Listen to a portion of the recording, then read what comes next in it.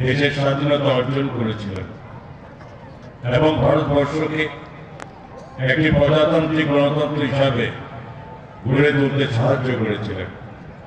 আমি অত্যন্ত বিনম্রের সহিত স্মরণ করছি সকল বীর শহীদদের, যারা দেশের সার্বভৌমত্ব রক্ষা করতে গিয়ে নিজের জীবন উৎসর্গ করেছেন। আমরা ৭৬তম প্রজাতন্ত্র দিবস পালন করছি।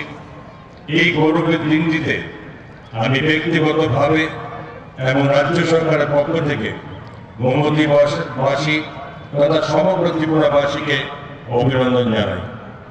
আমরা ভারতবাসী প্রত্যেক বছর ২৬শে জানুয়ারি দিনটিকে প্রজাতন্ত্র দিবস হিসেবে পালন করি এবং এই বছর সারা দেশ তার ৭৬তম প্রজাতন্ত্র দিবস পালন করছে। যদি ১৯৪৭ সালে ভারতবর্ষ ব্রিটিশদের কাছ থেকে স্বাধীনতা অর্জন করেছিল, কিন্তু ১৯৫০ সালে ২৬শে জানুয়ারি আমাদের দেশ একটি সার্বভৌম গণতান্ত্রিক প্রজাতন্ত্র দেশ হিসাবে আত্মপ্রকাশ করে সংবিধান কার্যকরের মাধ্যমে। Doctor B.R.. আম্বেদকরের নেতৃত্বে সংবিধান পরিষদে ২ বছর ১১ মাস ১৭ দিন সময় লেগেছিল এই সংবিধান রচনা করতে। Doctor B.R.. আম্বেদকরকে ভারতের সংবিধানের স্থপতি বলা হয় এবং ওনার নেতৃত্বেই পৃথিবীর এই সর্ববৃহৎ লিখিত সংবিধান রচিত হয়।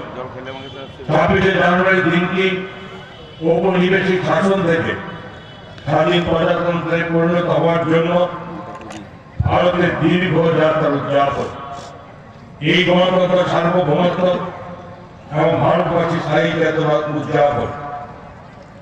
আমরা তেমন একটি মুহূর্তে ২৬তম প্রজাতন্ত্র দিবস পালন করছি যখন ২০২৪ সালে জাতীয় সাধারণ নির্বাচনে দেশের জনগণ মাননীয় যশস্বী প্রধানমন্ত্রী শ্রী নরেন্দ্র মোদীকে তৃতীয়বারের জন্য প্রধানমন্ত্রীদের আস্থা দেখিয়েছেন। এই আস্থা একটি অন্তর্ভুক্তিমূলক, উন্নয়নমুখী ও দুর্নীতিমুক্ত শাসন ব্যবস্থার পক্ষে। প্রধানমন্ত্রী নরেন্দ্র মোদীজির বলিষ্ঠ নেতৃত্বে কেন্দ্রীয় সরকার প্রান্তিক সম্প্রদায়ের ক্ষমতায়ন এবং লিঙ্গ সমতার প্রচারের মাধ্যমে ভারতের গণতন্ত্রের ভিত্তিকে আরো মজবুত এবং গণতান্ত্রিক নীতিমালাকে পুনরুদ্ধারণ করার চেষ্টা করছে। ভারতীয় গণতন্ত্রের প্রধানমন্ত্রী নরেন্দ্র মোদীজির সবচেয়ে বড় অবদান হল বংশগত রাজনীতি, শোষণ ও দুর্নীতি দূর করে গণতান্ত্রিক শিকড়কে শক্তিশালী করেছেন এবং ভারতীয় সংবিধান রক্ষক হিসাবে নিরলস কাজ করে যাচ্ছেন। আমাদের দেশ আজকে শিক্ষা, স্বাস্থ্য, অবকাঠামো, বিজ্ঞান ও প্রযুক্তি সহ নারী ক্ষমতায়ন সমগ্র ক্ষেত্রে নতুন ফলক তৈরি করেছে। নারী শক্তিকে ক্ষমতায়নের সামনের সারিতে নিয়ে আসার জন্য ও সমাজে নারী কেন্দ্রিক উন্নয়নের জন্য সংবিধানে ১০৬তম সংশোধনী বিল পাস করা হয়েছে।